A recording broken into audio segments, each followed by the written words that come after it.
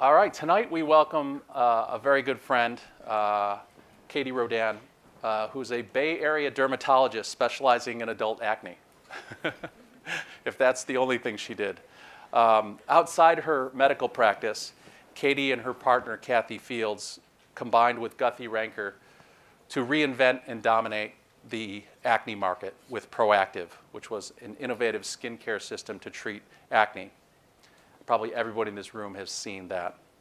Her second company, Rodan+Fields, takes a different line of products and a different distribution model.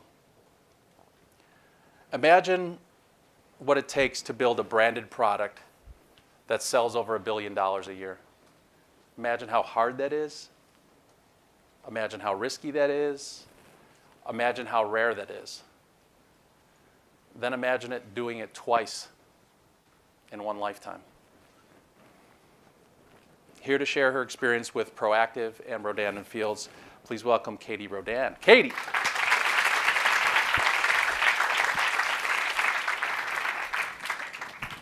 Okay, I do have one question. Sure. I want to enroll in this.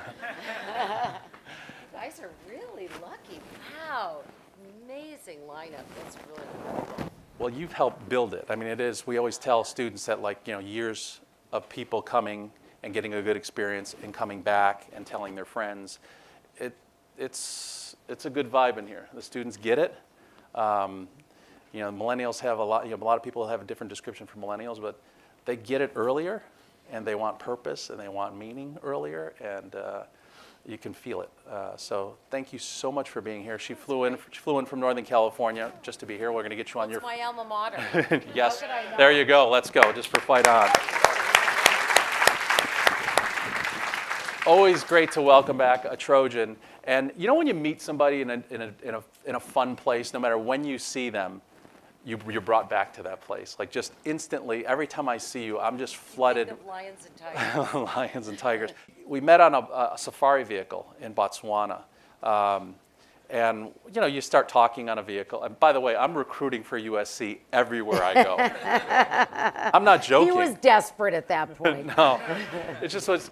She's like, so, my sister's in fine fragrance and manufacturing, so they start talking. So, what do you do? She's like, I'm in skincare. It's like, oh, really? I'm sort of in a related field. What's the name of your company? She's like, Proactiv. And you're just like, okay. And we have a common friend. Some of you have met Ben Vandebunt, who's one of the owners of Guthrie Ranker. And so instantly, we sort of reconnected. But I wish I'd brought that picture, some of the pictures from Botswana. I'm dying to get back. We were, surrounded by lions. Yeah. I mean, like 20, 25, 30 lions. This place called, was it Mambo Camp that we met at? It was Mambo Camp. Mambo is like, just whispering Mambo. Mambo, it's where National Geographic films, it's where BBC films. It's one of the greatest places. It's Jurassic beautiful. Park. Yeah. Save your money, go there. It's worth it. It's incredible. So what I want to do tonight, this class is about entrepreneurial mindset more than the nuts and bolts of building a business. So I want to sort of cover 3 parts: background, upbringing, sort of early lessons, Proactiv, and then the bulk of it on Rodan+Fields. So Okay, is that all right? Sounds good. So let's start on sort of where you were born, where you grew up, and sort of number of siblings in your family. I forget how many. Okay, the basics. Yes. So I grew up right here in Southern California. In fact, I'm a Valley girl. And grew up in Woodland Hills. My parents are very academic people. My mother is a microbiologist at 89, still teaches full-time. Oh my gosh. It's pretty amazing, and she's an amazing teacher. And my father is on the infamous Ninth Circuit Court of Appeals, which has been getting a lot of press. So imagine growing up with an ex-Marine federal court judge as a dad. There wasn't a lot of fun going on in the family. No, and I have one older brother, and he is also a federal judge. So that's it. So we'll talk about the family business in a second. You always like to ask people if they had early entrepreneurial or selling experience. You were a Girl Scout. Yes. You sold cookies. Yes. And then you also had another business. What was your earliest business? Well, let me go back to the Girl Scout thing, because as I said, my parents were very academic people. So, they're reading Charles Dickens, and I'm interested in, business. And my mother used to say I must have fallen off another planet. So an example of that is I was a Girl Scout. My mother was the troop leader.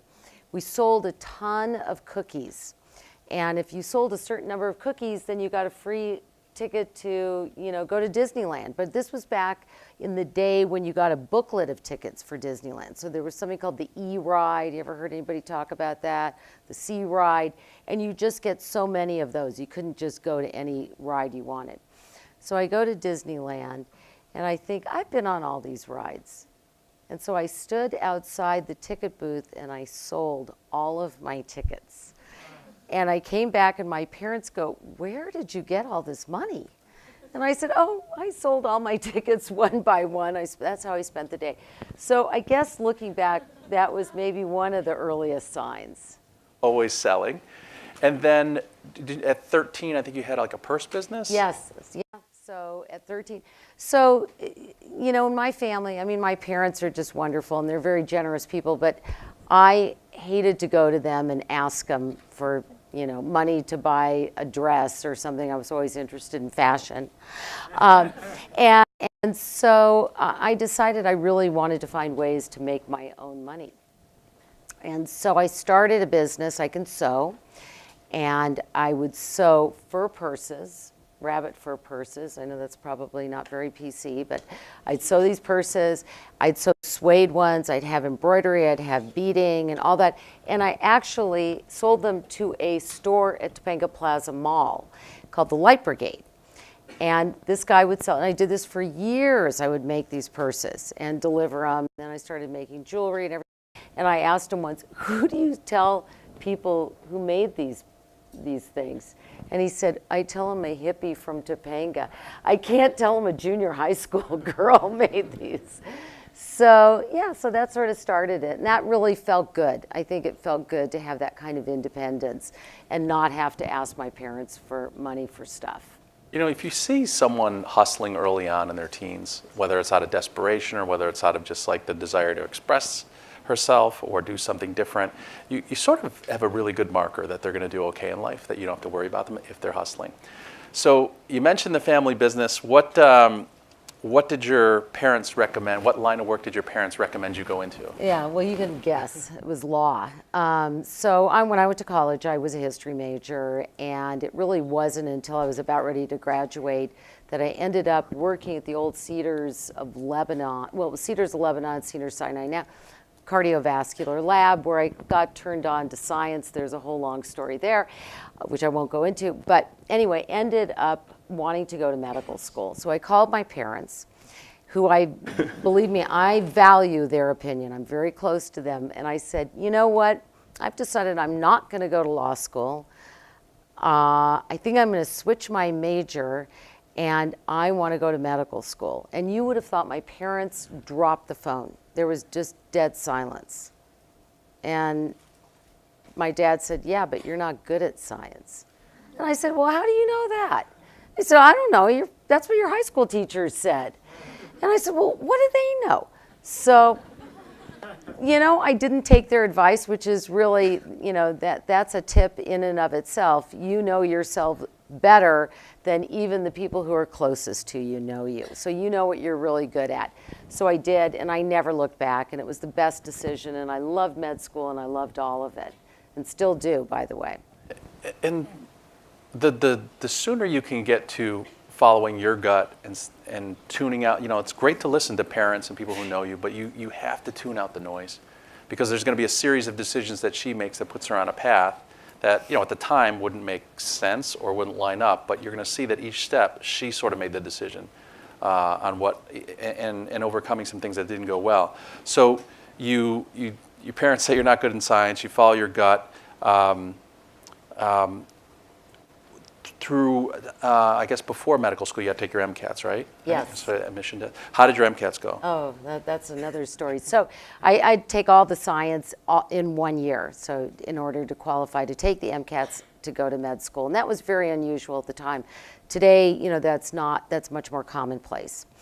And so I go in to take the MCATs before I had actually finished all the courses, just based on when it was offered. And I got through the first section, and I thought that they said, time's going to be up in 5 minutes, and I look, and I've got like pages still left, and I'm going, oh my gosh, and it was this really hard section, and I just start circling, the same letter, so statistically I get some of them right. And I leave, and I go out, and I think, that's it, I blew the test. My parents were right. I'm not good at science. They're right. I call them up. And my parents are, again, I can't say enough good about them. It's just, I'm so lucky to have been born to such wise people. And I say to them, I think I'm done. I think I'm going to quit. I'm not doing it. You were so right. I'm not going to go in. I'm not going to finish the test. There was a whole afternoon. And they didn't say anything. And my dad said, I'll tell you what, why don't you go in the bathroom, wash your face, eat your lunch, and call me. So this is probably the only time I'll really get emotional. But I did exactly that. But I didn't call him. I went back in, I took the test, and did just fine. So it's a I think for me, it sort of speaks to, I think one of the key characteristics if you want to be an entrepreneur is you have to have that ability to pick yourself up and just keep moving forward, even if you feel like things are not going well. And you have to push through it. You have to persist in spite of naysayers. And we can get to some stories about naysayers along the way. And you just have to go with it. You have to be willing to really put yourself out there and risk all of that, and find out what you're made of. So you move on. You go to Medical College of Virginia. Yeah, I was living in Virginia. And then came to USC. And then I came to USC. And then Stanford. You did a Yes. dermatology residency. Yes. Yes. And sort of lit your fire. You knew you wanted to study dermatology and acne because you had suffered as a kid. Yeah. From day one of medical school, I wanted to be a dermatologist, which was very unusual at the time. And my anatomy partner said to me, oh my gosh, what a waste. But I knew I wanted to do that because I had acne as a teenager. And having had acne and having struggled with that and worrying about every single pimple and what were people thinking and feeling embarrassed and ashamed and not wanting to go to school, I really got it. I got how disabling and how much that can really impact a person's self-confidence. So all I ever wanted to be when I decided I was going to go to medical school was to be a dermatologist. And it was pretty compelling because it got me through a lot of school, a lot of education, and then to co-found a company with my partner. I love that along the way, sort of what some people say, and I wonder what if you check back with them. So you got advice from the department chairman about a dermatology practice, and you shared that last time. Something about find a hobby.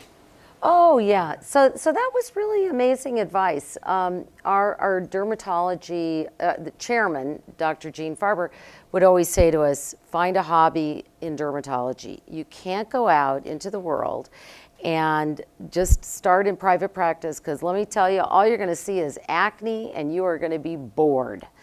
And I got out into private practice and I saw acne because that's really what I wanted to see, and I was never bored. And it really lit my fire, because having had acne and being treated with all these different medications, tetracycline and all these topicals that were very irritating, what I found as a dermatologist is that nothing had really changed from the standpoint of medicines since I had suffered with acne. So in those intervening 15 years or so, I was prescribing the same drugs that I took that didn't really work for me, that gave me all kinds of side effects.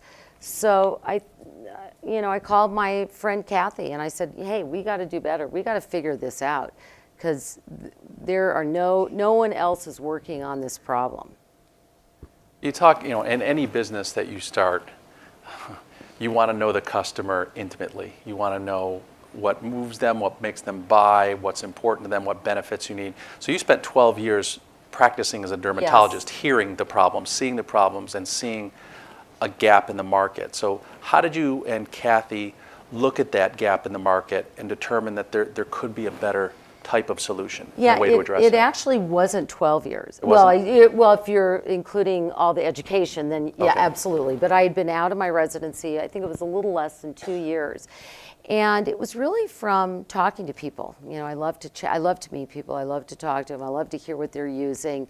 And I was very interested in, you know, literally digging through people's backpacks and, hey, what you got in there? And so what I realized is that all the treatments that were out there on the market were medicines to spot treat a pimple. So that meant you had to have a pimple before you could even treat the pimple. And having now studied dermatology and been in practice for a couple of years, I went, that is so ridiculous. That's like a dentist telling you brush the tooth after you get a cavity. You got to prevent cavities, so you have to brush every day. Acne is a condition that requires prevention. So because the pimple that you see today didn't start yesterday, it actually started weeks before. So you have to interrupt the cycle that's going on. You probably heard me say all this in an infomercial if you ever watch them, you know, underneath the skin before it surfaces. So you have to treat that process while it's forming. So since you don't know where the pimple is going to pop up, you have to treat the whole face. But the problem was, you can't treat the whole face with the medicines that existed because they were too drying and irritating, so nobody would use them. And that's key, got to use these things.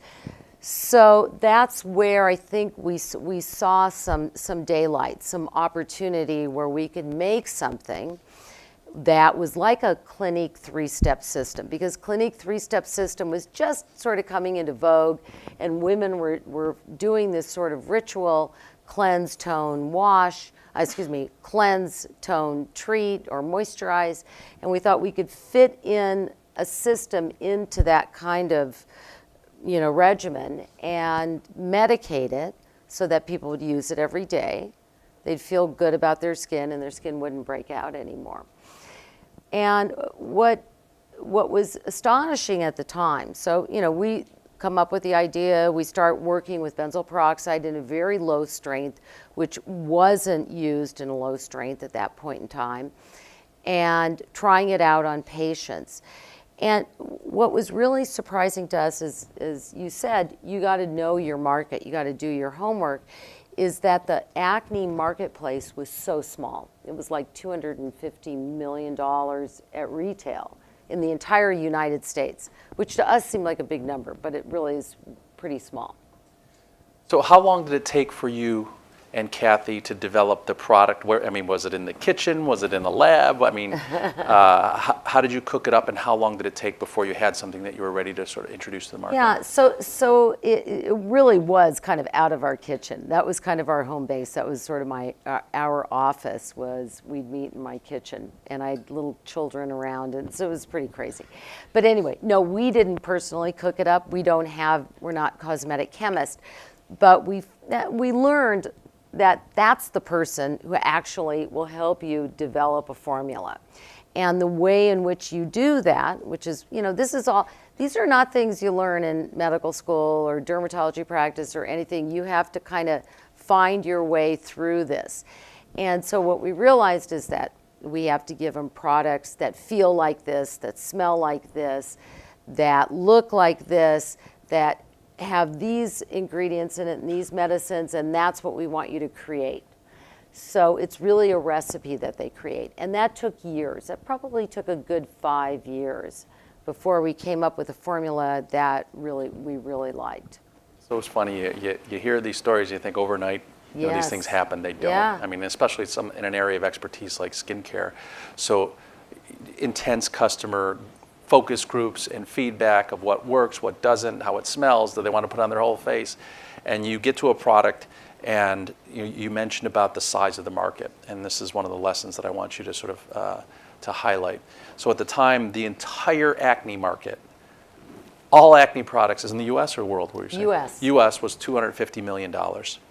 and you met a man named, I think his name was Arias. Yes, yeah. And tell the lesson about how he looked at the market, because you weren't a business person at the time, how he looked at the market and what advice he gave to you. Yeah. So we found this gentleman, a lovely Costa Rican man who had spent his career in marketing, and he's, we tell him all about our product and our idea, and we show it to him, but we don't know what the heck to do with it. And so he comes over to my house. Now we moved from the kitchen. We're in the dining room now, and we have one of those flip charts, that you can write on. So he picks up a marking pen and he puts a little circle here, and he says in his accent, which I'll, like, this is the acne market. This was not very good. But he draws this little tiny circle, and he says, this is the size of the acne market. It's this small. It's really small. It's $250 million. Ugh, not very big. And the same medicines have been around forever. That was Clearasil and Oxy. And then he draws this huge circle right next to it, and he goes, this gigantic circle is the size of the skincare market. So here's my idea. We're going to take the little circle and we're going to move it inside the big circle. And then you can have a much bigger market. And we're like my partner and I are like going, you just take the little circle and you move it. I mean, this is makes no sense to us. And he goes, no. Listen, you flip the tortilla. You don't have an acne product. You have a skincare product that happens to address acne.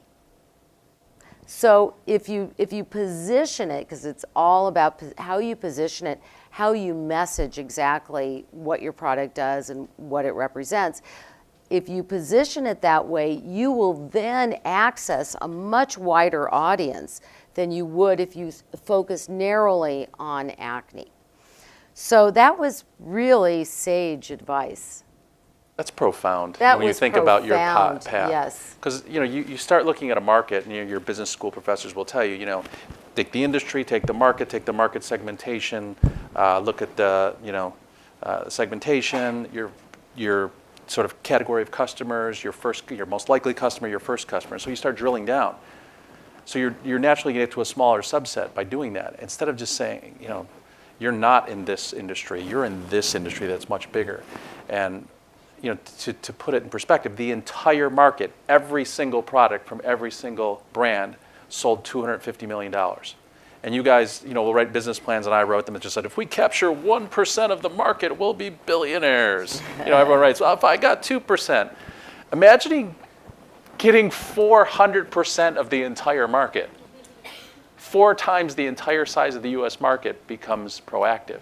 So it is a profound way to look at it. Well, it's what the word today is called disruptive. It was very disruptive because what we did is we didn't draw from existing acne customers. We brought in a whole new demographic of people to use the product who had acne, who were not actually treating the acne because nothing worked. And it's, one of the things we didn't talk about, which I think is something important for you to know, is that my partner and I did this literally out of our own measly checkbooks. I had a mortgage, I had 2 kids, my husband, we're working our tails off. We have absolutely no money. I don't come from a wealthy family. My partner doesn't either. And so every time we worked with a chemist, we're writing a check, and we're writing a check to Arias. All of these things are happening. We had no one who was interested in investing in us. And it was for a lot of reasons. 1, we weren't viewed as business people. 2, they didn't think my track record of success with purses was enough to qualify me. And so, so we didn't have that kind of a background. And 2, they would look at the size of the market and they'd go, why should we care about a $250 million a year market? That's, invent a wrinkle cream, they kept telling us. And we said, no, we think the market is bigger.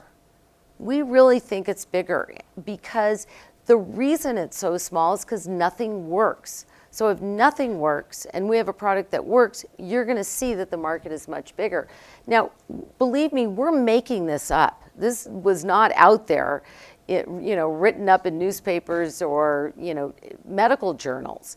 So it was something that we had a feel for based on our experience as dermatologists, because we were seeing people of all ages pouring into our practices who had acne, and maybe many of them didn't identify with the word acne. So if you'd asked them in a survey, do you have acne, they would have said no. But I do have 3 or 4 zits a month, but they didn't, So we knew that a lot of people didn't think about that. So they were, underrepresented. And that if we could just speak to them and actually give them something that worked, that cleared up their skin and kept it clear, that would be a success. And you mentioned being rejected by investors, professional investors on the size of the market, your experience. Didn't they also say, like, if it's so obvious to you, yes, why hasn't Procter & Gamble done it yet? Yeah, absolutely. Yeah, in fact, they said that very thing. They said, hey, listen, Procter & Gamble has dermatologists on its boards. Why wouldn't they do it? I mean, you're telling me that everybody's treating acne the wrong way and you have the magic to how to treat it the right way. That just doesn't make a lot of sense. And we didn't have an answer for them. We had no idea. Why aren't they doing it? I have no idea why they weren't doing it. It seemed so obvious to us. Those are the best passes by investors for you. And we'll Yeah. So you mentioned your partner, Kathy. You guys met at Stanford? Yes. And hit it off right away and have been longtime friends before you went into business. How long is your partnership agreement? Well, we've been partners now for almost 30 years. No, I didn't mean duration, Yeah. but like how long is the document? So the document, actually, I typed on a typewriter. Do you guys know what a typewriter is? So I typed it on a typewriter. And it's about this long. It's about 4 sentences. And actually, I have it hanging in my house. It's the best piece of art I own. And it says, Dr. Kathy Fields and Dr. Katie Rodan are 50-50 partners in a skincare business. And something along the lines of all expenses will be shared equally, as will any profits. And any expense over $50 must be approved by both parties prior to incurring the expense. So that says it all right there. It does. It does. Well, I think it's a good point of you don't need money to make money. People they throw that saying around like, it's gospel, and it's not. It depends on, and most people would say for a branded national product, you need a lot of money. I mean, national brand minimum of $20 million. You didn't have $20 million. We'll talk about the unique strategy that you guys deployed to roll this out. You didn't have investors, but you had a partner. I want to talk about projection, not just from investors, but from business partners. You guys saw the ideal partner for you to be for Proactiv to be distributed, and it was Neutrogena. Yes. Tell us about the pitch to Neutrogena and the result of that. Yeah. So actually, Kathy and I flew down right here to LA. Neutrogena headquarters used to be right near the airport, and we march into Neutrogena. We had set up a meeting. We didn't just show up. We'd set up a meeting and had a series of meetings and finally worked our way to the point where we were meeting with the CEO and the president of Neutrogena. It was a private company. Today it's owned by Johnson & Johnson. And so we brought our little baggies of products, and we brought our, prototypes of our package design and the name and all that stuff, and a business plan, actually, that I, again, typed up. My nanny helped me with that one. And my husband is a business person. He went to Harvard Business School. He's amazing. With Proactiv, he was kind of our outside advisor. So, his advice was, we don't have any money. You guys can't put this out on the shelf. We have no money to manufacture it and do all the advertising, et cetera. So you need to license it. You need to find a partner. So as you said, it was Neutrogena. So we walk into Neutrogena headquarters with our little baggies. We meet with the president. We tell him, this is what we have. You guys are doing it the wrong way. This is a better way. And they're just kind of, And they're, saying, yeah, listen, you got a point there. But what the CEO said, his name was Alan Kurtzman, and he was an amazing guy. He's one of those guys, when E.F. Hutton talks, you listen. That old commercial. I hope you know that. No, you don't know that. Okay. We grew up with that. It was kind of a mantra. Anyway, he said, I know how you're going to sell this product. You are going to sell it on an infomercial. This was in 1993-94. And I thought, he has got to be kidding us. That no way does he think we're going to go on television. And I even looked at him and I said, Alan, we're good girls. We went to Stanford. We would never do an infomercial to sell our product. Why don't you guys just take it? You sell it, you put your name on it. If you don't like the name we picked out, Proactiv, that's okay. But no, we're not going to go on TV and sell it. I couldn't believe my ears. And he said, listen, I bet you don't know the first thing about infomercials.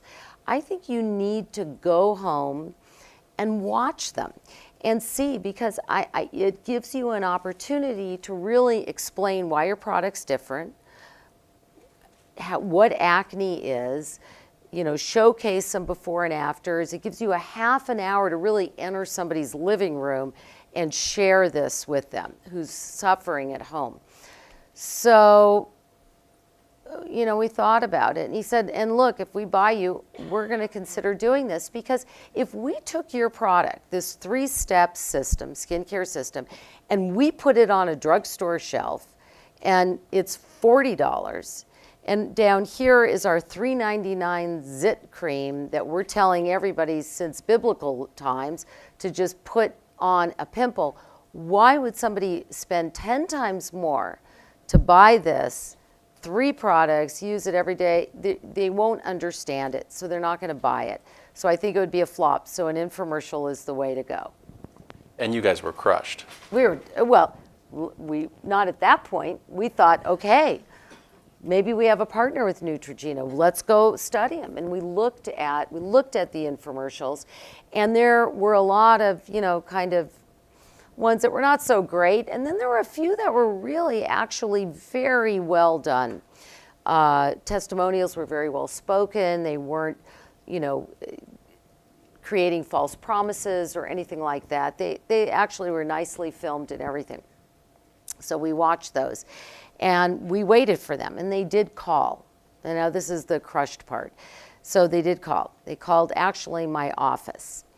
And the CEO of Neutrogena said, I'm very sorry, but we've decided to pass on the opportunity. So I was crushed. I called up Kathy. She was crushed. Together, can you imagine the two of us are sitting there crying on the phone, and we got patients, sitting in rooms.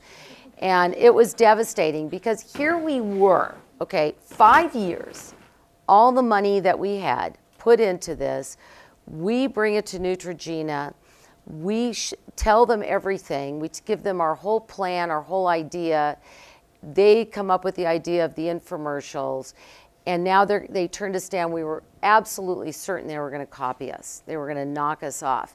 Because even though we had what's called a non-disclosure agreement, that is not worth a lot, guys.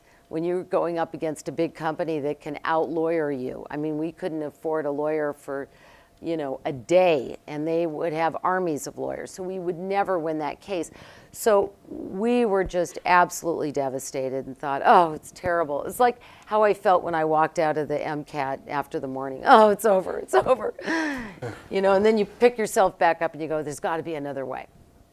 So you get introduced, you look at infomercials, and actually through your mother, you get introduced to someone at Guthy-Renker. Guthy-Renker is the leader in infomercials. And at the time, she's, her description is generous. It's sort of, there's some really, really sketchy ones, and then there's some well-done ones. And Guthy-Renker was sort of the class of the group. They were the ones. And they had sort of launched Tony Robbins and a couple other products. I don't know if Vanna White came before you. No, Victoria Principal. Yeah, Victoria Principal.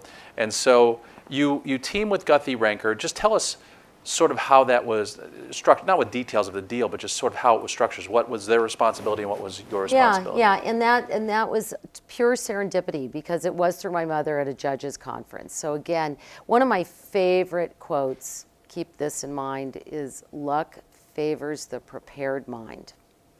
And it's by Louis Pasteur said that. And our minds had been prepared by Alan Kurtzman, the CEO of Neutrogena, to think about infomercials. Fast forward 2 weeks later, my mother's at this conference, her friend asked her what I'm up to. My mom tells her, and she says, I wonder if she'd like to meet my nephew, Greg Ranker. And my mother's telling me this, and I couldn't believe it. So that's how we were introduced to them, through my mother, which is a very unlikely source. But had that happened earlier, it probably wouldn't have gone anywhere. We wouldn't have been open to it. But because that seed had been planted in our minds, it seemed like it made a lot of sense. So we did. We partnered with them. We worked out a deal where they provided all of the basic infrastructure of the business, the manufacturing, the selling, the buying the infomercial time, et cetera, paying celebrities. Then it was Judith Light was our main celebrity. And my partner and I got royalties, and we had obligations in terms of continuing to work on the brand. So I think it was launched in '95, somewhere Yes. around there. And what were the initial sales expectations? So it was about, I think Greg Ranker said, if we can make 13 million in our first year, which seemed huge to us. I mean, this is a product we were thinking about selling in our practices. He said, if we can make that, then, that'll be amazing. And I think we did that in the first month. I mean, it was pretty astounding. So everything that Kathy and I had predicted based on our experience really did come true. And who were some of the celebrity spokespeople that have represented Proactiv over the years? Yeah, Who's who? Justin Bieber. So you're interviewing Scooter Braun. Yeah, Scooter Braun. We had Justin Bieber and Jessica Simpson. Who else have we had? I mean, Alicia Keys, P. Diddy, Vanessa Williams. I mean, it's really been Katy Perry. I mean, it's been a pretty amazing lineup. So acne became cool. It wasn't cool when we started, but it did. And it continued to grow at just a really astounding rate. And with that size, like I said, that size business. So it's at '95 you launch. I guess in 2015 you eventually sell. Right? Yes. That's sort of the timing, so Yeah. 20 years. Mm-hmm. And you're watching this inflection and just growing and growing and growing. So with this great business that you have that's providing for an unbelievable life for your family, for your partners, how many total employees did you have? 0. It was just the two of us. And the office was still in my house. So, yeah. Best business ever. It was very exciting, and listen, it was a great learning experience, and Guthrie Ranker were amazing partners, really terrific partnership, so we got very lucky there. So that business, I think, looking back, having now done it again in a very different way, completely different way, looking back, that was so much easier than our next business, because there was so much that came together in a very beautiful way where, yes, it took us a while. And somebody once said to me that it takes about 7 years from the time you conceive of an idea about a business to actually when it starts to turn that corner and become successful. And that was exactly about how long it took. It was about 7 years. But when it did, it took off. We had great partners. So everything went along beautifully. And it was the perfect timing for this product because infomercials were just coming into being. They hadn't been around until actually we launched Proactiv. So it was just the right product, the right time, the right message, and it really worked. Then our next business, which I know we'll talk about, was completely different. If the stars aligned in Proactiv, they did not align with Rodan+Fields initially. You're the best interviewee ever, because like everything I'm about to ask, she just leads into it perfectly and then flips it back to me. I'm like, No. are you reading my notes? No. This is incredible. Yes, we're on to Proactiv. I'm sorry, we're on to Rodan+Fields. So Proactiv, just to sort of put the ribbon on that, you and Kathy sold your interest when Guthy-Renker partnered with Nestle for international Yes. expansion in 2015. So you're free of that. You did extremely well. And I want to start with why, because I know you were already in Rodan+Fields, but you think about it, that we'll get to the what in the business and Okay. how. But the why, you've got enough money to do whatever you want for the rest of your life and enjoy it, and your family's secure. You're still practicing dermatology. Like, why are you driven to start another very, very challenging business? Yeah, it's something that you're compelled to do. I can't even describe it. It's like you have to do it. It's a calling. It's not, we never did this thinking, oh, we're going to do a business and we're going to do it to make a lot of money. That was never it. It was something that you feel like, I can make a difference. I really can.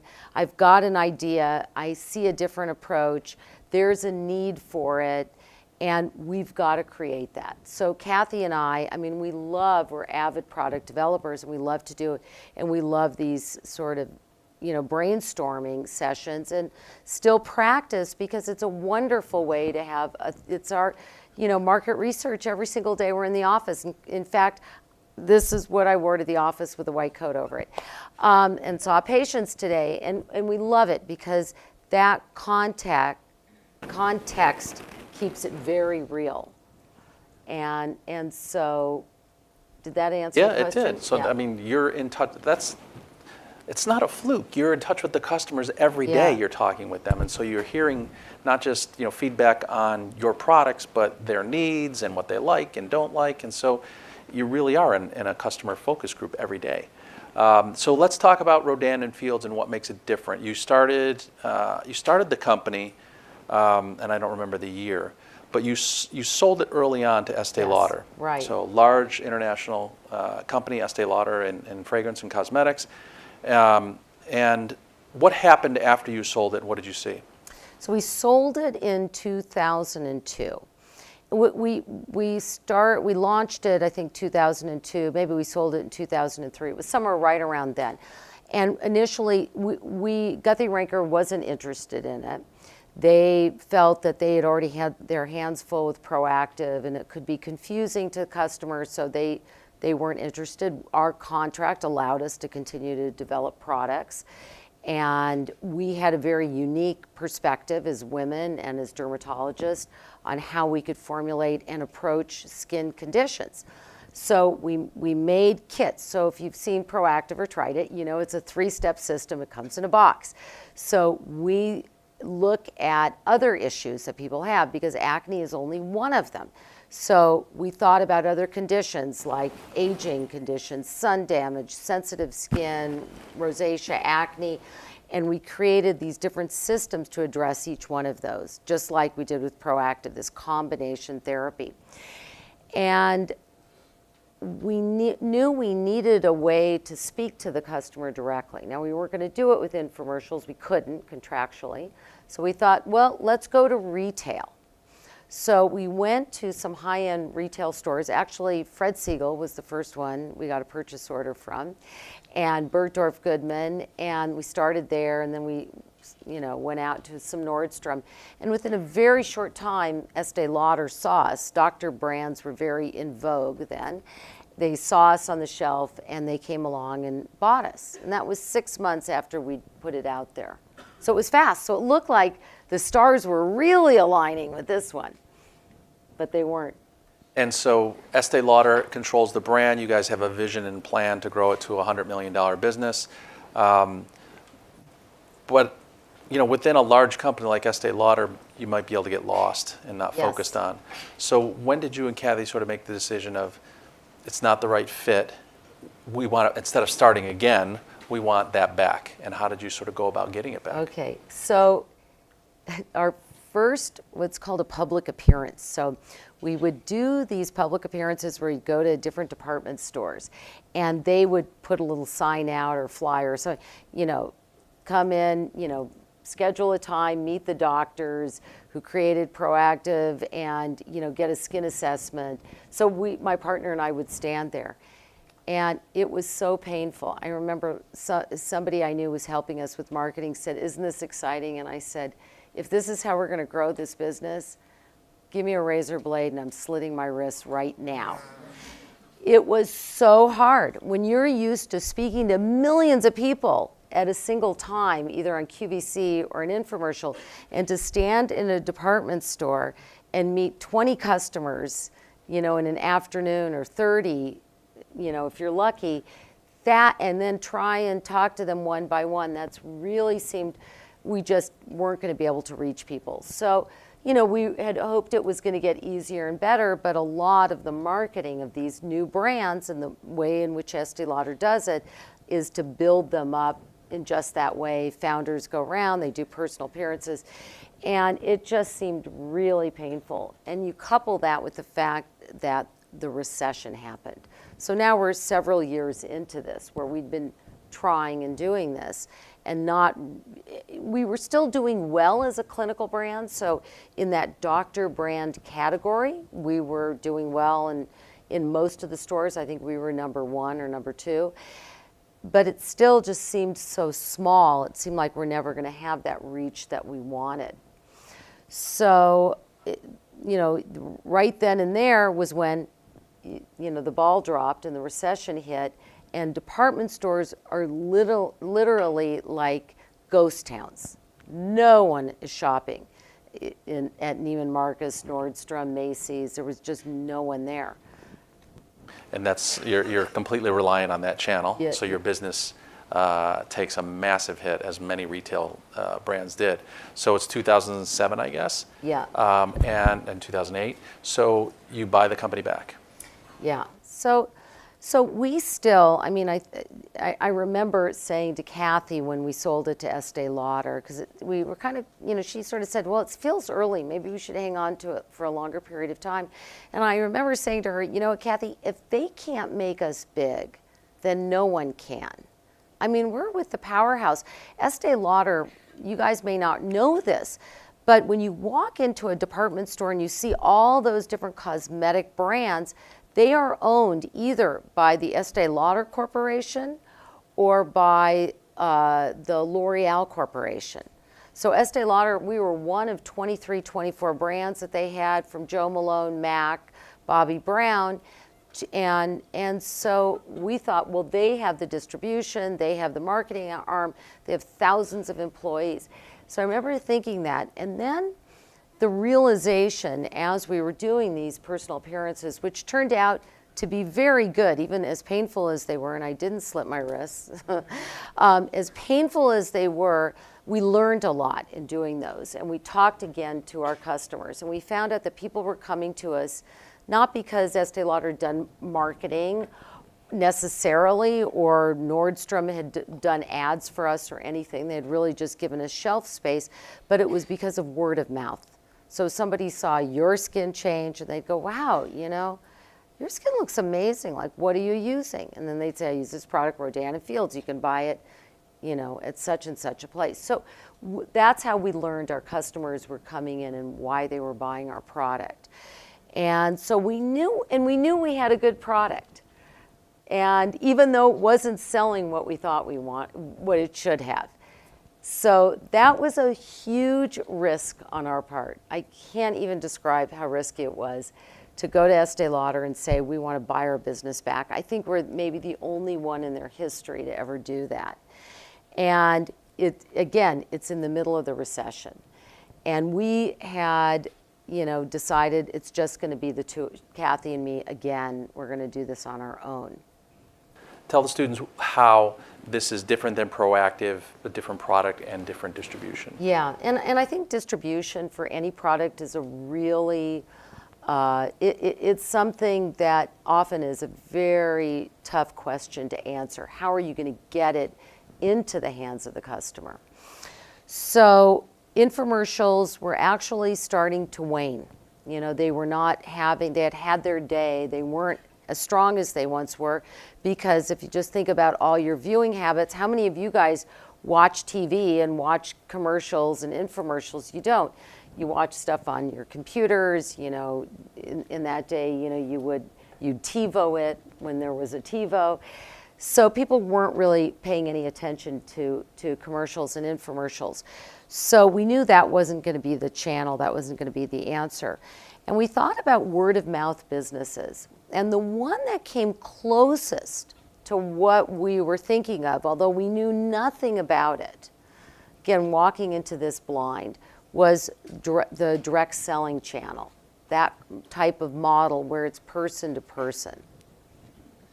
And you've the distribution models you've deployed have been cutting edge. Now they probably hear it and go, "Oh, that sort of seems obvious," you know, to sort of do a combination of online, in-person, direct marketing. But what's interesting about yours is, you know, when you sold it to Estee Lauder, you look backwards and say, "This is the way it's always been done." And so if they can't do it, who can? Because they have, you know, the machine already set up. And the outliers, the companies, you know, that disrupt, are ones that do something different. Instead of looking backwards, you look forward and how people consume now. So you did have this method in mind. It's not just acne products, obviously. It's aging, wrinkles, sun damage, sensitive skin, so. And we have an acne product too. And these are, what are the price points? So the price points were like 4 times the price point of Proactiv. So much more expensive. So Proactiv kits sold for $40, and these were, I think, $160 retail. And if they were $160 at retail, you know, in a typical retail environment, someone's going to keystone your product. So if they're selling it at $160 retail, Rodan+Fields is probably selling for about $80. Typically, that's, you know, half, 50%. And so, did it strike you of like what you're giving away all that margin for? Yeah, exactly. I mean, it really did, because you're thinking, okay, the department stores get half of that margin, and Sephora gets 60%. We were not in Sephora. So that's a huge amount of money that you're giving out there just to have a space on a shelf. And then you're competing with all the other brands that are on the floor, and you have salespeople who make their money based on commission. So while $160 for this system compared to Proactiv seems like a lot, it's nothing compared to a $500 eye cream. They'd much rather sell a $500 eye cream than explain what a system is like, what one of these systems is like, and how to use it. It was much more complicated, and the commission wasn't there for them. So again, you have a product that needs education, Yes. just like you had with Proactiv. So are the salespeople on the floor at Macy's the right people to educate your customers? Yeah, not necessarily. So, you know, they might have been, you know, they're selling your product, but the week before they might have been, you know, who knows, working in lingerie. So they just didn't have the passion. And we knew we needed people who would be passionate about it. So we started thinking, what if instead of giving this 50% margin to a department store that's doing nothing, why not give it to the people who love the products, who use the products, and recommend the products, and want to make a business out of this? Let's figure out a way to do that. And you've built such a fervent following, and you call them consultants. Yes. What's the deal for the consultants? How is it structured for them? So, you know, to be a consultant, really have to, you know,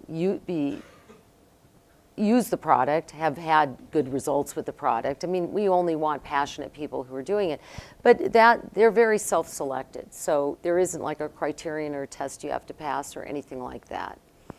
But so how's it structured? So they sell the product word of mouth and have their own sort of sub-business, and what do they make on the product? So the way it's structured is it's on a commission basis. So they don't make any money until a product is sold. Let's go back, because I think it's hard to explain it this way. So let's just sort of look at how we set up this business. So we set it up really by thinking, you know, there's something called the WIFM. You guys know what that is? WIFM? What's in it for me? And when you're selling something, you have to always think of the person who's buying your product. What's the WIFM for that person? What's in it for them? How can we make it easy for them, profitable for them, all of that? And so when you put yourself, which Kathy and I did with our kind of more middle-class values, in their shoes, we thought we wouldn't want to have to go out and invest thousands of dollars in inventory and then try and offload it to a neighbor, keep it in our garage. How can we do that? So we set up this business so that somebody could join our business to sell our product, but they would sell it online. They would sell it through websites that are replicated websites that we created. One of the things that is key to having success and having a legacy brand is branding. So staying very true and very clear to your message. So we wanted to create all of the materials that would be used in selling the products. So we created websites. So if somebody wanted to sell the products, they would say, hey, Susie, you like it? Here, go on my website. And they'd go on their website, and it would be a Rodan+Fields website, but it would be their website. So an order would come through, and they would get the commission for it. And people can make an excellent, very good living retailing the product. We have a lot of people who do. We have a fraction of the people who sell the product who want to build a very large business and build a business organization. So that happens by their bringing in other people who want to sell the product, but not just signing people up. It's bringing them in and training them and managing them. And they're able to do that. We've provided all the tools to do that online. So it's a business model that we call consumer connected commerce. So the consumer, the customer is at the heart and soul of it. That customer who's using our products is serviced by a consultant who's taking care of them, who's there to answer questions, take their orders, do whatever they need. And it's all happening online, and the message is all propagated through social media.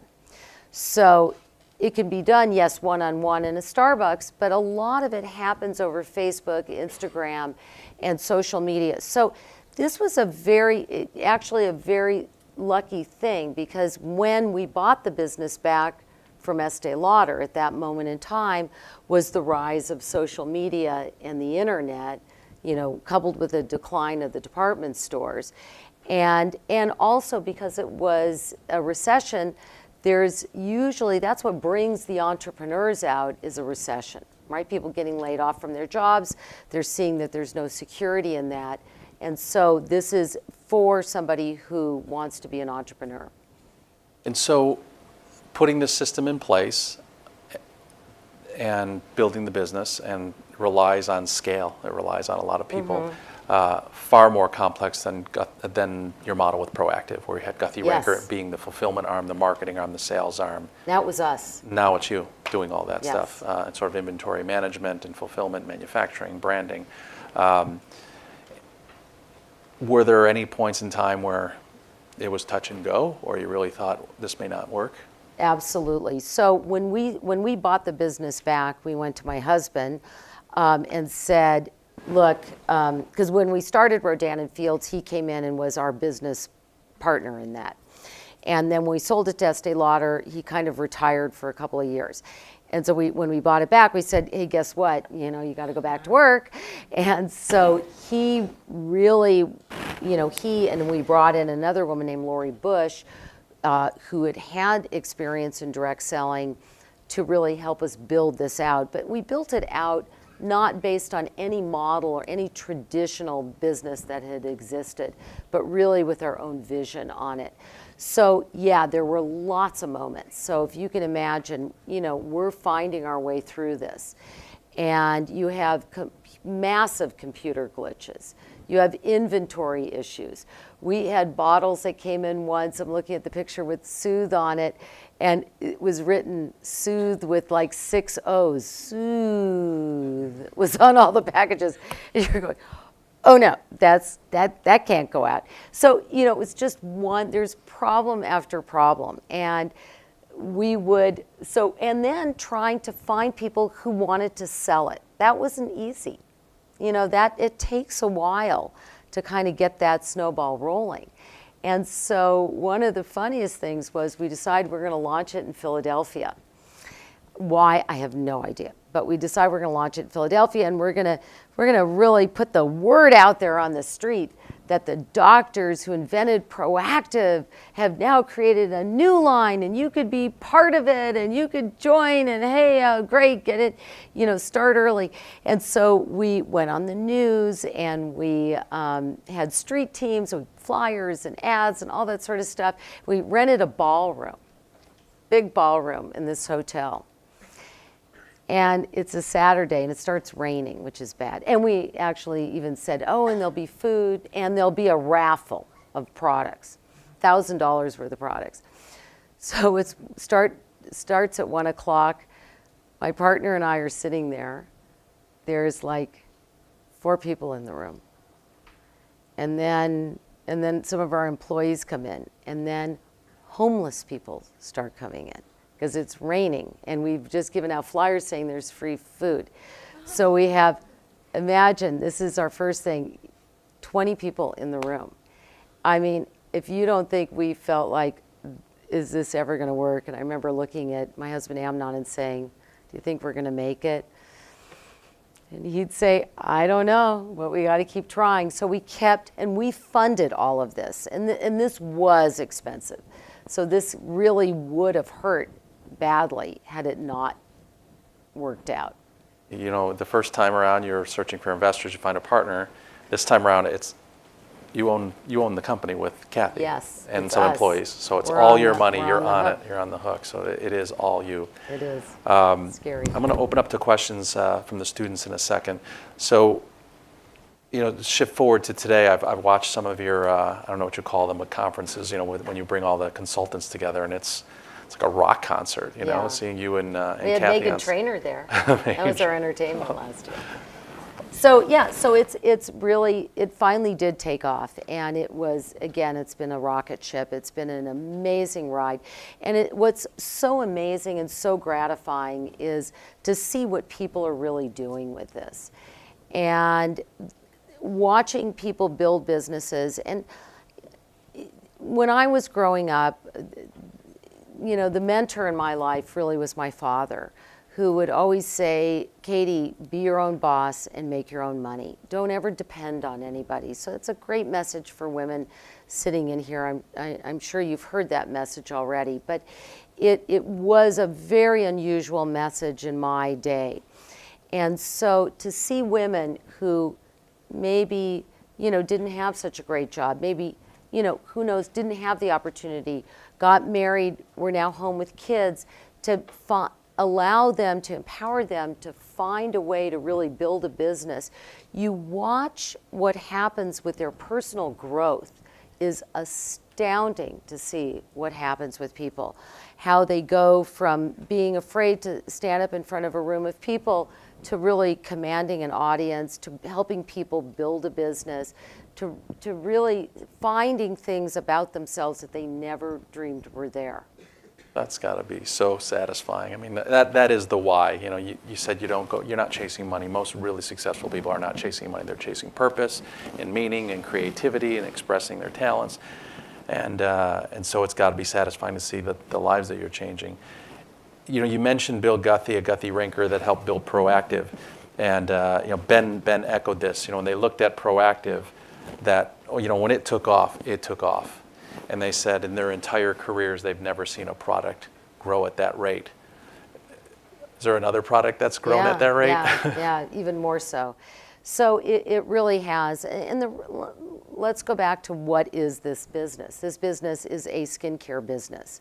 In fact, we can't really talk about numbers or things like that, but we're on our way, or maybe, who knows.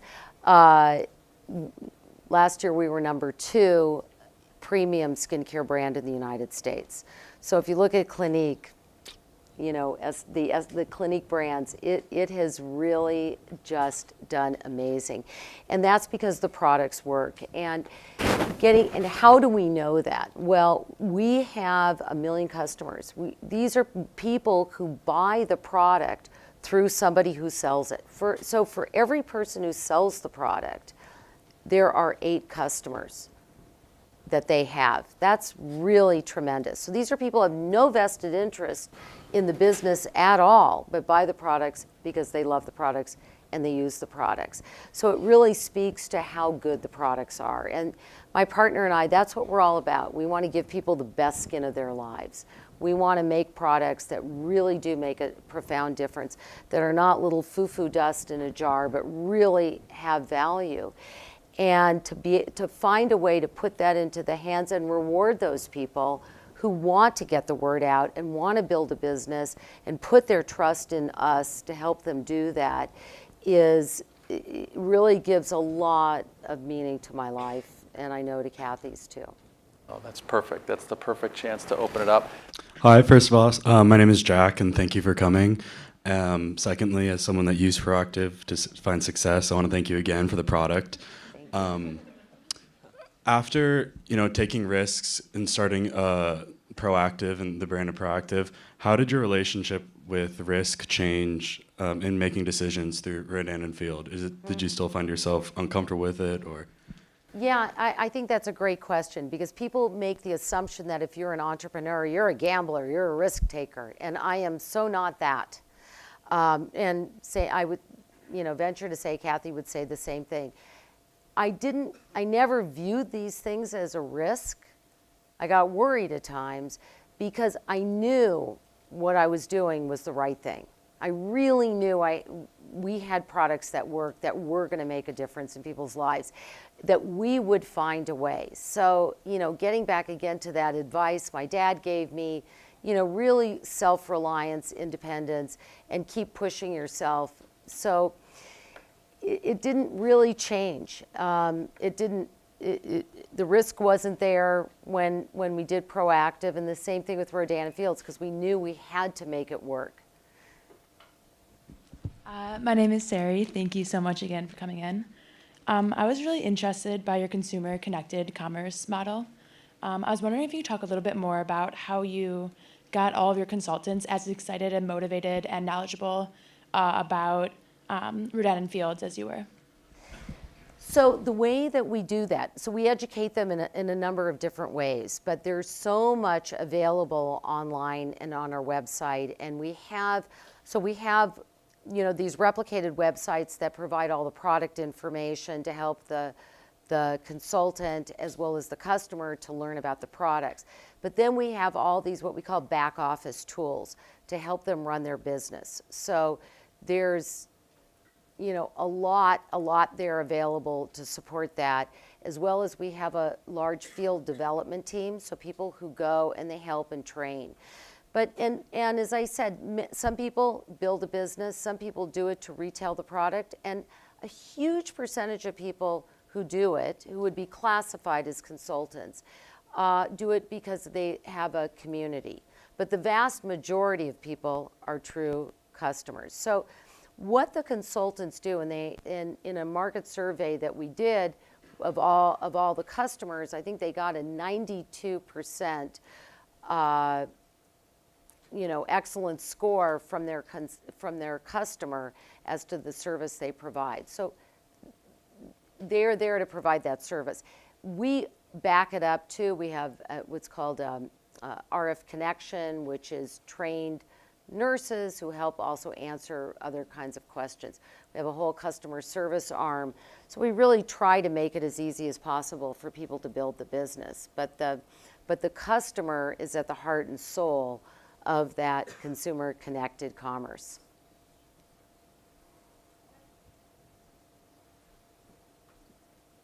So thank you for coming in. And when you spoke about with your first company, Proactiv, it was just you and your business partner. Mm-hmm. What was the greatest difficulty then expanding to a direct selling model in Rodan+Fields when it came to hiring like that customer support center that you just mentioned and the nurses that can answer questions? What was the greatest difficulty with now hiring employees and actually having having them as part of your business? So let me answer that by saying, first of all, my nightmare job in life would be to be a CEO.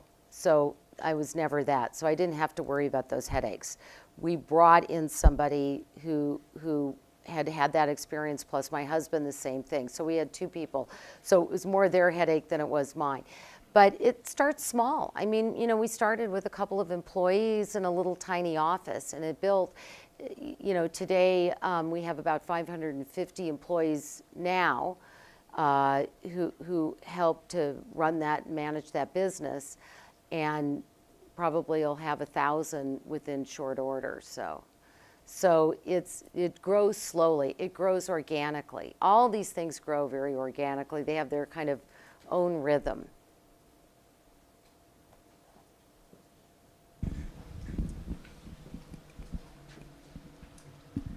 Hi, my name is Sophie Wicks. I'm actually a health student as well. I'm studying to go pre-med, taking the MCAT. Go for it. Thank you.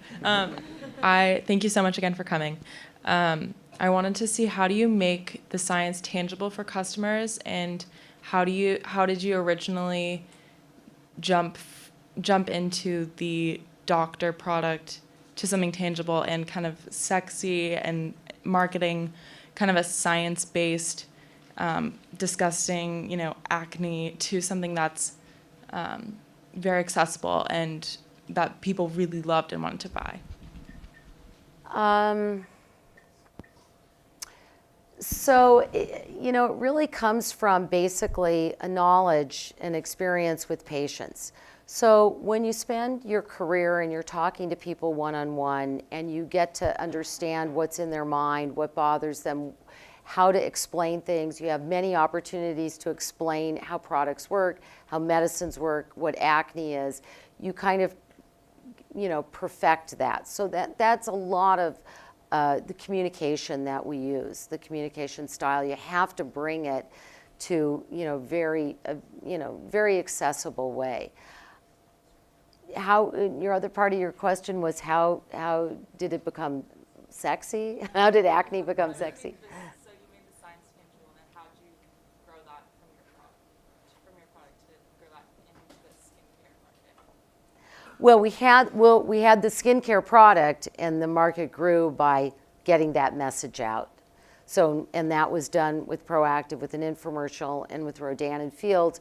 It's really through one consultant to another, word of mouth, and all happens with social media and online.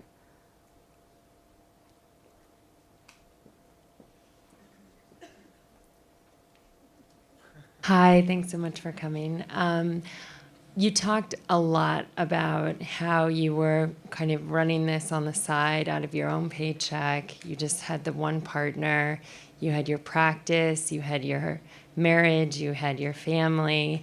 Can you talk about kind of your personal regimen that gave you energy and the stamina and the perseverance to just keep bringing energy through every pursuit, through every day, even till now you're still seeing patients at your practice? Yeah, you mean my many nervous breakdowns?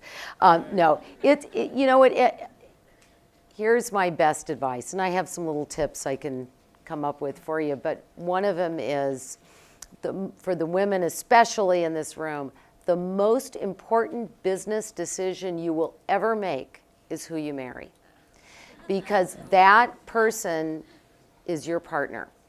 And if you don't have somebody who believes in you and supports you, it's nearly impossible to make it and sustain a marriage.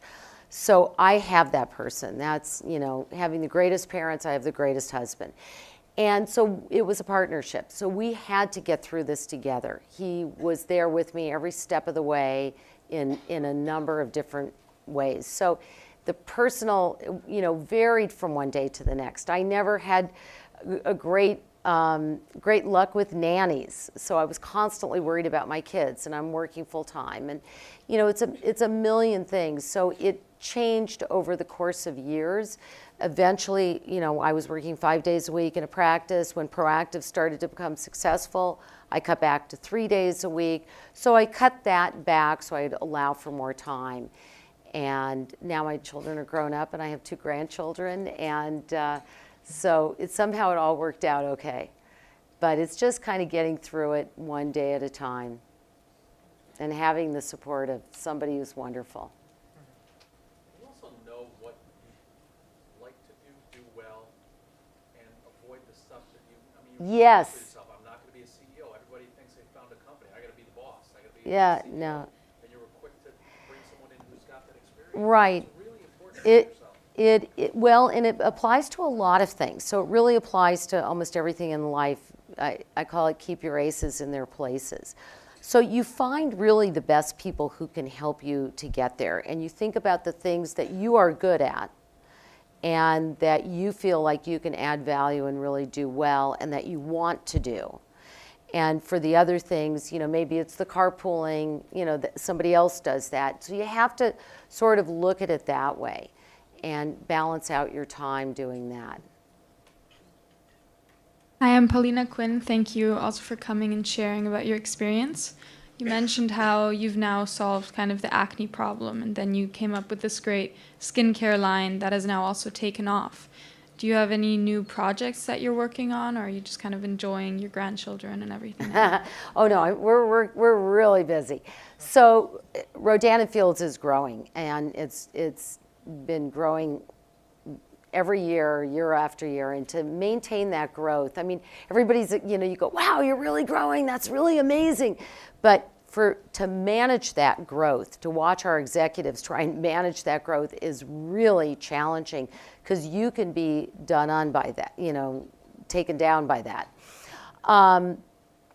So no, by no means have I really slowed down. It's just we are opening international markets very slowly, very methodically, very carefully, and it's just keeping up with that. It's doing press. It's finding new means of communicating. I mean, what we're doing now virtually is just amazing how we are connecting.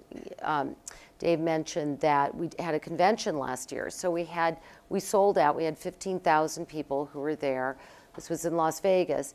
And we had almost 35,000 people who signed up and paid to participate virtually. So that was our first real, take into that world. So we're doing a lot more things virtually. So it keeps going, it keeps growing, and it keeps changing. And I think that's another key. You've got to really stay nimble and move with however society is changing and tastes are changing and what people are looking for. Again, it goes back to putting the person at the heart and soul of your business and what their needs are.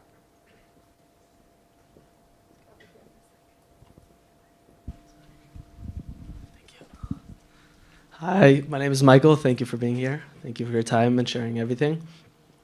I would like to know if you can share, please, what are some key factors of having a successful partnership with your relationship with Kathy and that whole journey, how? Yeah. Well, I have been extremely fortunate. Kathy has been an absolutely wonderful partner. I mean, we've really maintained a very close friendship and a very good working relationship. Now, that's not to say, that everything is always hunky-dory and we agree on everything. We don't, but we really find ways to sort of manage that. Many people will ask, well, does she do one thing and then you do another thing? And it's really not like that. We both have very similar skill sets. But I think that somehow it works. Like anything in life, when you find whether it's your marital partner or your business partner, there's so much chemistry involved. And I think there is a very good chemistry that the two of us have that has allowed us to be successful. I'm not sure if it had just been one of us, if it would have ever turned out this way.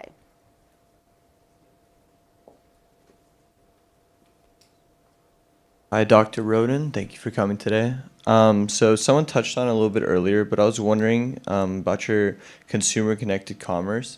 So in terms of when you're looking for consultants and hiring new people, I'm wondering what type of obstacles or maybe liabilities you've had to face when hiring so many new people. So I'm so glad you asked this question, because I think it's really, it provides me with an opportunity to really clarify how this business works. We don't hire anyone. None of these consultants work for us. They are all independent contractors. We don't do, our advertising budget, as my husband likes to say, is this big. It's zero. We don't go out there looking for them as a business or as a company. This is purely word of mouth. And so they self-select. They decide based on, whatever it is they're looking for. And, we talked about the why. For people, there's a why involved, and the why changes over time. But they find us. And that's the beauty. And for some, it really works. And for other people, they transition, into something else. But it really is, it's a self-selected group of people. So, yes. So liabilities, yeah.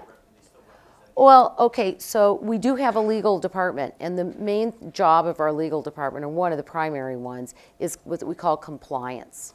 So when somebody decides to become a consultant, there is a booklet, it's probably about this thick, I don't know, but it's a compliance doctrine, and they have to read it and sign it. And it's a whole list of what you can do, what you can say, what you cannot say, how you have to conduct your business. And that's what we're constantly monitoring the web and everything, and looking at compliance with that, because that's really key to us. We don't want people making false claims about anything, whether it's the business or what the products do.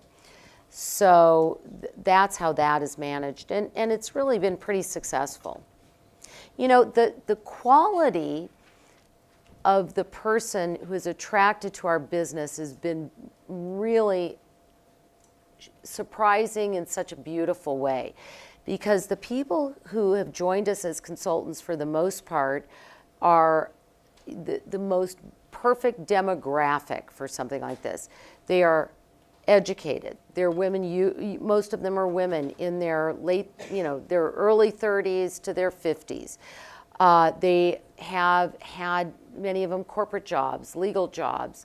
They've real estate. I mean, they come from a lot of different educational and professional backgrounds.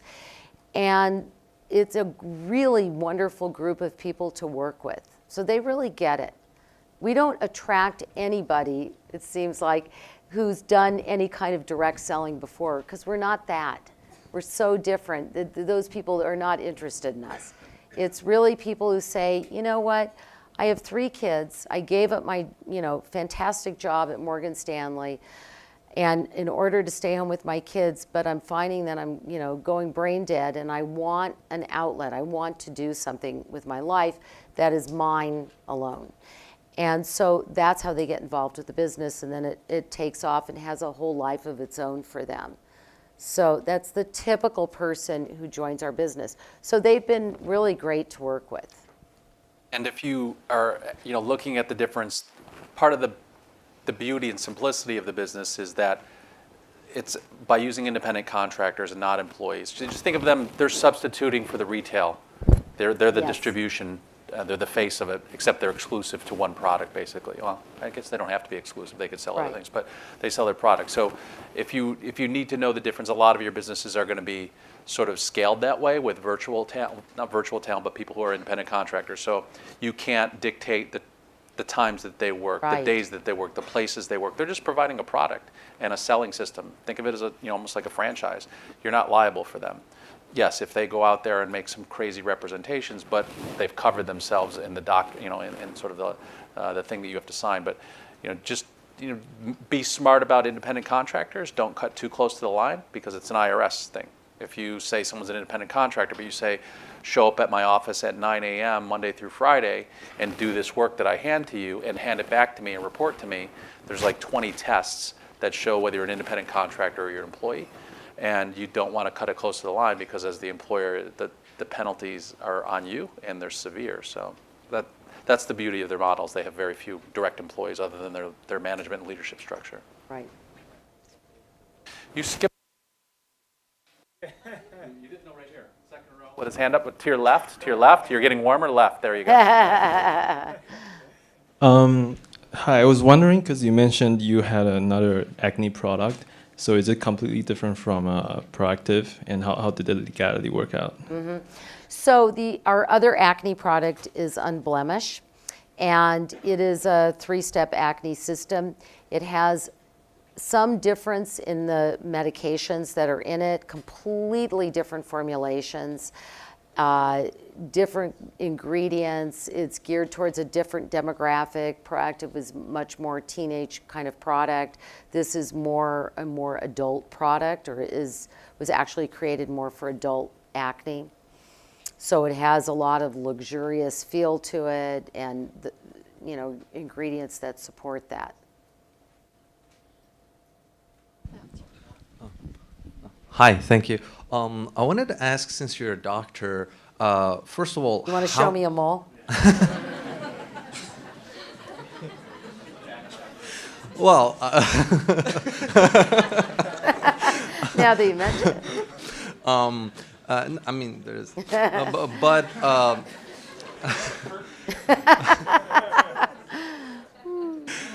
what I wanted to ask is that how much did you have to move to the business and finance and being kind of distracted from your main practice, given that you are practicing, and how were you able to balance your time and to be able to do all of this, given again you didn't have that many employees either? So in both situations, personally, my partner, I or Kathy, we don't run the business. So that's the kind of key. So our time we can structure it very differently. So our main areas of focus are strategy, product development, and the face of the brand, and the vision for the brand, and a lot of different touch points with that. But it's a very complicated business, and we've got amazing leadership team to take care of that and keep it running, and it's really complicated, so. Hi, I'm Maggie. Thank you so much for being here. I love your pants. They're awesome. Just curious, you've started 2 amazing companies, and if you were to do it again, would you do anything differently? No. There's,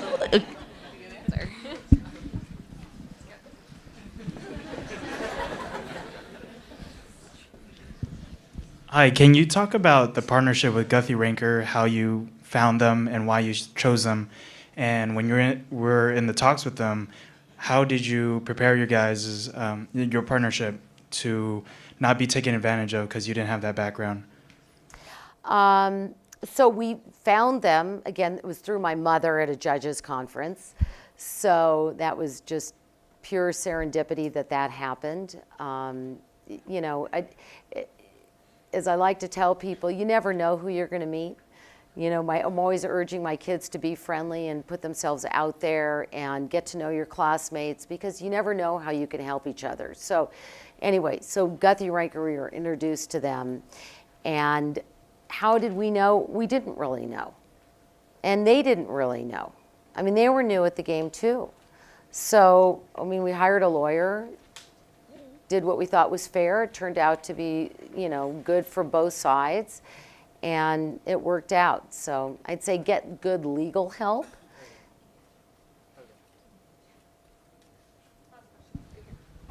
Hi, Katie. I'm Leo Masachi. Thank you so much for coming in here tonight. It's an absolute pleasure to have you. I was wondering, what were the secret sauce behind the branding of Proactiv that helped differentiate it from the competitors and landed Proactiv a household name? I think the secret sauce is that it worked. I think it really is that simple. It wasn't the celebrities that actually sold the product. A lot of people think it was P. Diddy or Alicia Keys, but it wasn't. They're known as channel stoppers. So when you're watching TV and you see that celebrity, you're like going, huh, what's going on? And then you get drawn in to hear the stories and learn about the product. It was word of mouth. So that's what really sold Proactiv. And how did we know that? Well, we had an 800 number where people would call and they'd leave what was called their success story. And we'd transcribe all these messages. And I mean, I have a huge filing cabinet full of those. I could never bear to throw any of those away. And it would be people saying, I watched the commercial 20 times. It wasn't until the 6th person told me that they had tried it that finally I agreed to try it, and wow, did it work, and it surpassed my expectations. So that's what really sold the product, was seeing somebody's skin change, somebody that they knew who, you know, had been using the product and had success. And it was that information, that experience that we took for Rodan+Fields, because it was the same thing, and to find a way to replicate it, and now we could do it literally on steroids because of the internet and social media. Great questions. I really like the questions today. We're gonna try and wrap up a few minutes early because she has the flight back to Northern. Are you flying Oakland or San Francisco? Oakland. Oakland. All right, and we want to give her a gift. So I want you to think about, and this is also not just for you, but I want you to bring this back to Amnon, her husband, to know. Is it something to eat? No. We'll get you something on the way. On the way there. I'll take it. No, he likes food. And you're right. He is such a great compliment to you. He's sort of the straight, analytical, doesn't sugarcoat it, no BS, and is a great person to have as a chairman and a CEO in the first company. And what's his role in this? Is he a chairman or this? He's the chairman of the board. Chairman of the board of the second company. So we want to think about some of the lessons we've learned today from Katie. So 5 years from now, we're so lucky to have her come down here. But 5 years from now, what are some of the lessons that you're going to take away with you? Whether it's a quote, a bit of advice, something that just struck with you. Let's see some hands. Oh, I love it. All right, let me get this. I'm going to videotape this and get it to you. Ready? Go. You know yourself better than anyone else. Keep your aces in your places. Luck favors the prepared mind. The most important business decision you will ever make is who you marry. Don't worry about risk because you know what you're doing. Be confident and be strong. You don't need money to make money. Stay nimble. Flip the tortilla. Flip the tortilla. Awesome. Anyone up here? Hold on. Hold on. Be your own boss and don't depend on anybody. You have to be willing to push past the naysayers, even if it's yourself. That's a great one. Anyone over here? Other side. I'm gonna show some hustle. Oh yeah, I'm an athlete. Was. Don't laugh. All right, go. The most important business decision you're gonna make in life is who you marry. That applies to both men and women. That's. Love listening to people. Be willing to put yourself out there to see what you are made of. Excellent. Look forward instead of backwards. Great one. Recessions make entrepreneurs. Good time. The person is the heart and soul of a business. Make sure your partner believes in you. Let's give a warm thank you to Katie Rodan. Thank you. And I have one to add. I have one to add that I hope you'll really remember this. If I can do it, you could do it. Oh, that's great. Come down and meet Katie.